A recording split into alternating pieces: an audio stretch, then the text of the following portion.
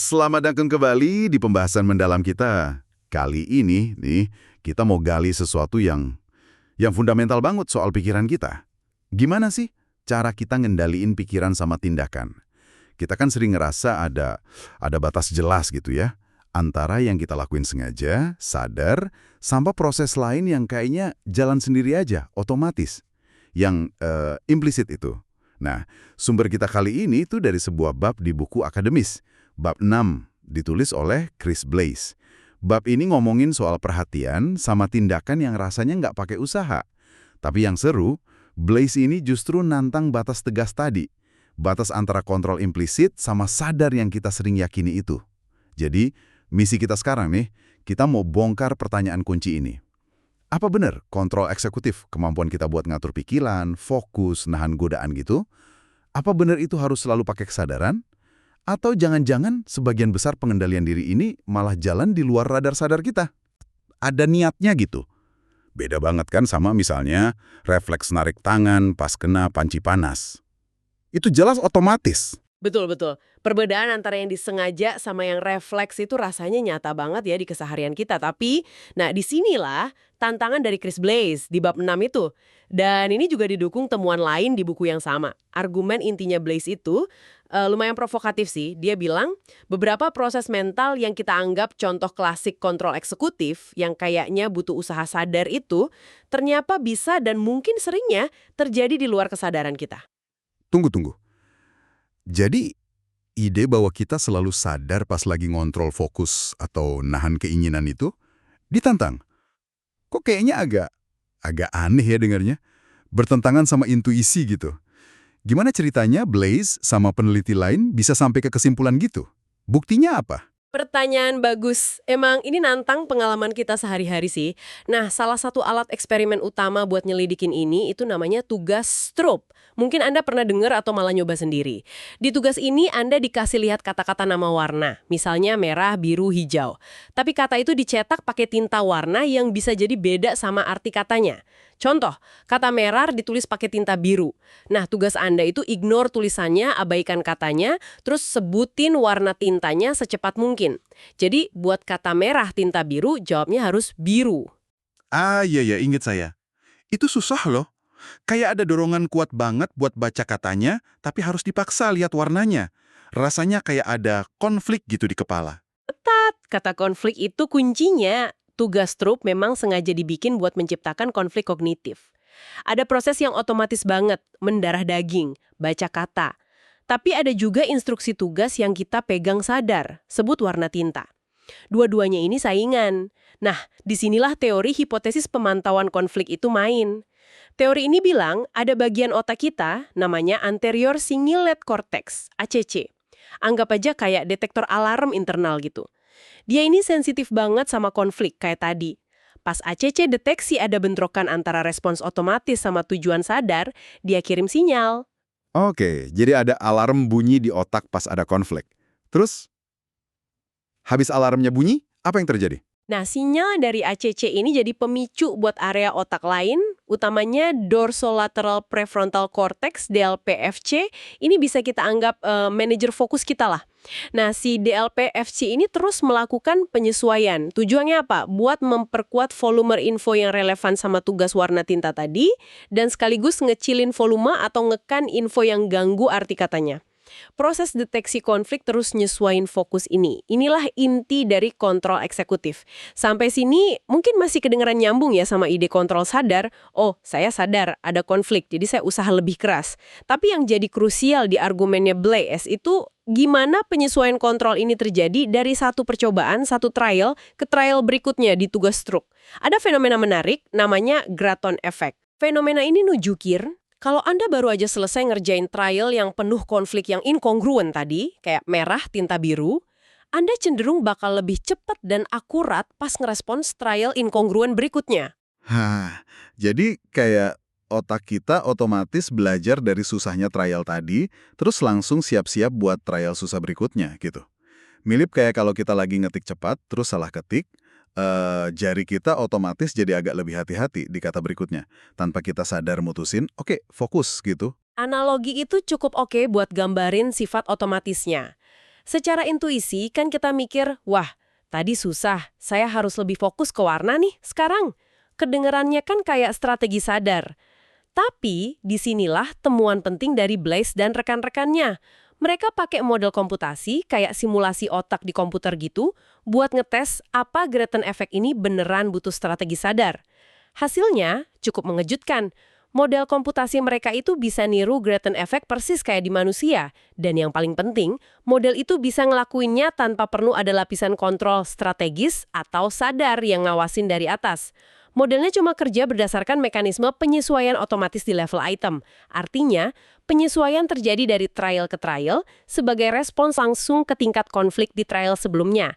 Konflik tinggi di trial N otomatis micu penyesuaian biar lebih fokus ke warna di trial N+1. Nggak perlu ada kesadaran yang terlibat di proses penyesuaiannya itu di dalam model. Wow, oke. Jadi model komputer itu bisa niru cara kita adaptasi setelah konflik, tanpa perlu diprogram buat mikir strategis atau sadar. Kayak kemampuan penyesuaian itu emang udah bawaan sistem dasarnya aja, bukan hasil keputusan sadar di level yang lebih tinggi. Persis. Itu dia implikasi utamanya. Kalau model ini bisa jelasin Grattan Effect tanpa perlu kesadaran atau strategi eksplisit, ini nunjukin bahwa mekanisme fundamental yang nyesuaiin kontrol kognitif kita, sesuatu yang kita anggap jantungnya kontrol eksekutif, sangat mungkin jalan secara implisit, di luar kendali sadar kita. Ini langsung dukung argumen utamanya Blaise. Fungsi esensial dari kontrol eksekutif itu nggak selalu, atau mungkin malah jarang, butuh campur tangan kesadaran. Wah, ini mulai bikin mikir nih. Ada bukti lain nggak yang dukung ide kalau penyesuaian kontrol ini sifatnya implisit atau otomatis? Ada. Bukti lain datang dari fenomena yang namanya proportion effect. Efek ini nunjukin gini, performa orang di tugas truk seberapa besar gangguan dari katanya, itu dipengaruhi sama proporsi trial yang konflik dalam satu blok tugas. Jadi, kalau dalam satu blok kebanyakan trialnya itu inkongruen, penuh konflik, orang cenderung nunjukin efek strup yang lebih kecil. Artinya, mereka lebih jago mengabaikan kata dan fokus ke warna, dibanding kalau blok itu isinya kebanyakan trial kongruen yang nggak konflik, kayak merah tinta merah. Secara tradisional, ini mungkin dijelasin pakai strategi sadar lagi ya. Kayak, wah blok ini kok susah terus, saya harus ekstra hati-hati nih fokus ke warna. Gitu kali ya? Benar, itu penjelasan tradisionalnya. Tapi penelitian lebih lanjut nemuin sesuatu yang menarik. Ternyata, orang nggak perlu sadar soal proporsi trial konflik di satu blok supaya penyesuaian kontrol ini terjadi. Mereka tetap nunjukin proportion efek kontrolnya lebih bagus di blok yang dominan konflik, bahkan pas mereka ditanya secara eksplisit. Dan ternyata nggak bisa ngelaporin atau nebak bener blok yang barusan dikerjain itu isinya kebanyakan trial gampang atau susah. Loh, jadi lagi-lagi penyesuaian tingkat kontrolnya jalan sendiri. Otomatis gitu, nyesuaiin sama iklim kesulitan di tugasnya tanpa perlu kesadaran soal iklim itu. Tepat sekali. Ini makin nguatin argumen bahwa mekanisme dasar penyesuaian kontrol kognitif ini kerjanya implisit di bawah radar sadar kita. Kalau deteksi konflik di ACC dan penyesuaian kontrol di DLP-FCC bisa jalan otomatis, kayak di Grattan Effect dan proportion effect yang nggak disadari, ini terus apa artinya buat pemisahan kaku antara sistem kontrol implisit dan eksplisit yang selama ini kita pegang? Nah, iya, itu pertanyaan besarnya. Kalau fungsi inti kontrol eksekutif aja bisa jalan implisit, apa pemisahan antara otomatis dan disengaja itu masih relevan? Atau mungkin lebih kayak spektrum gitu ya, bukan dua kotak terpisah? Pertanyaan itu pas banget. Blaise lewat analisisnya di bab 6 ini secara efektif nggugat perlunya pemisahan kaku itu. Dia nyaranin, banyak dari apa yang kita alami sebagai kontrol sadar yang disengaja itu mungkin akarnya ada di atau setidaknya sangat dipengaruhi oleh proses-proses yang lebih otomatis dan nggak disadari ini. Dan ini bukan ide yang sendirian loh. Misalnya peneliti lain yang karyanya juga dibahas di buku ini, Bernard Hommel di bab 5, punya pandangan yang sejalan. Hommel bilang, perhatian attention itu sendiri mungkin bukan sesuatu yang kita arahin secara sadar, malah bisa jadi perhatian itu cuma produk sampingan aja dari proses milih tindakan action selection. Maksudnya gimana tuh perhatian sebagai produk sampingan? Agak Agak rumit ya. Gini ya, maksudnya kita nggak secara sadar mutusin mau perhatiin X atau Y. Tapi pas sistem motorik kita lagi nyiapin atau ngelakuin suatu tindakan, perhatian kita secara otomatis akan fokus ke fitur-fitur lingkungan yang relevan buat tindakan itu. Contohnya Anda mau ambil cangkir kopi, perhatian Anda otomatis ke gagang cangkirnya, bentuknya, posisinya, bukan ke warna tembok di belakangnya. Kenapa? Ya karena info soal cangkir itu yang relevan buat tindakan mengambil. Jadi menurut pandangan ini, seleksi atensi juga punya dasar yang kurang disadari terkait erat sama sistem tindakan kita, bukan murni keputusan kognitif sadar. Wah, ini benar-benar ngebalikin cara pandang umum ya. Jadi kalau kontrol eksekutif bisa implisit, perhatian juga mungkin muncul dari tindakan. Terus peran kesadaran apa dong di semua ini? Jangan-jangan kesadaran itu bukan sopir yang megang kendali, tapi lebih kayak penumpang yang cuma ngamatin dan ngerasain apa yang terjadi. Itu kemungkinan yang sangat menarik dan ya provokatif nih yang muncul dari penelitian ini. Ada beberapa bukti lain yang dukung ide ini. Ide bahwa pengalaman sadar tentang kontrol itu mungkin kepisah dari mekanisme kontrolnya sendiri. Contohnya ada studi kasus terkenal dari Nakache dan rekan-rekannya tahun 2005. Mereka neliti pasien dengan kerusakan otak spesifik di anterior cingulate korteks, si ACC detektor alarm tadi. Nah, yang menarik, pasien ini ternyata masih bisa ngerjain tugas-tugas yang butuh kontrol kognitif, kayak tugas strobe. Performanya normal secara objektif, kecepatan dan akurasinya oke, mereka bisa ngatasin konflik sama baiknya kayak orang sehat. Tapi pas ditanya soal pengalaman subjektifnya, pasien ini bilang mereka nggak ngerasain adanya usaha atau kesulitan pas hadapi trial yang penuh konflik. Buat mereka, trial gampang sama trial susah rasanya sama aja. Nggak bisa bedain berdasarkan perasaan. Serius. Jadi mereka bisa ngelakuin kontrolnya, tapi nggak ngerasa lagi ngontrol. Atau nggak ngerasa tingkat susahnya. Kayak ada pemisahan gitu ya antara kemampuan objektif sama pengalaman subjektifnya. Tepat. Ini nunjukin adanya disosiasi. Pemisahan antara mekanisme aktual kontrol kognitif sama pengalaman sadar atau rasa feeling dari usaha kontrol itu. Ini ngasih petunjuk bahwa kesadaran mungkin lebih terkait erat sama pengalaman atau interpretasi dari proses kontrol, bukan sama mekanisme kontrolnya sendiri.